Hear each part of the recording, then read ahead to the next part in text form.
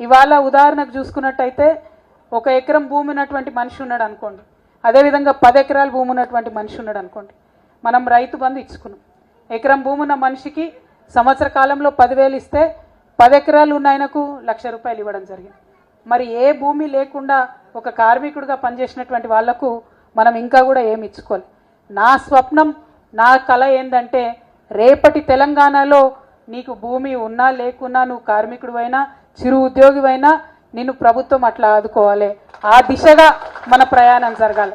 అంటే భౌగోళిక తెలంగాణ మనం తెచ్చుకున్నాం, ఇంకా కూడా సకల జనులకు సబ్బండ వర్గాలకు న్యాయం జరిగేటటువంటి సామాజిక తెలంగాణ మనం సాధించుకోలేకపోయినాం.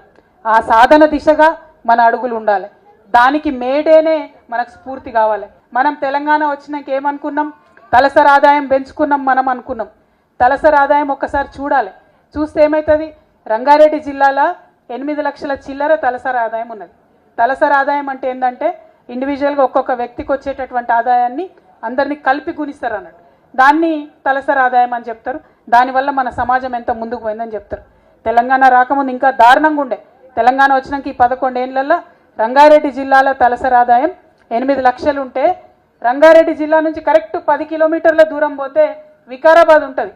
ఆ వికారాబాద్లో మొత్తం రాష్ట్రంలోనే అతి తక్కువ 1,58,000 మాత్రమే తలసరి ఆదాయం ఉంది. అంటే 10 కిలోమీటర్ల దూరంలో ఎంత అంతరం ఉంటుంది? ఒకటిది మేడ ఉంటుంది, మేడ ముంగట్నే మురికివాడ ఉంటుంది. ఇంత అసమానతలు ఉన్న సమాజం మనదని చెప్పుకుంటొచ్చు. ఆ అసమానతలు పోవాలి. మనం భారతదేశానికి ఎప్పుడు కూడా తెలంగాణ దిక్సూచిగా నిలిచినాం. అది ఉద్యమంలో అయినా దేంట్లో అయినా మనం ఒక ఎగ్జాంపుల్గా నిలబడ్డాం. రేపటి నాడు జరగాల్సింది అదే. మన తెలంగాణలో ఖచ్చితంగా మరొక ఉద్యమం రావాలి. అసమానతలు అన్నటువంటి తొలగిపోవాలి. ఆ తొలగిపోవడం కోసం ఈ మే డే మనకు స్ఫూర్తి కావాలని చెప్పి మనస్ఫూర్తిగా నేను కోరుకుంటున్నాను.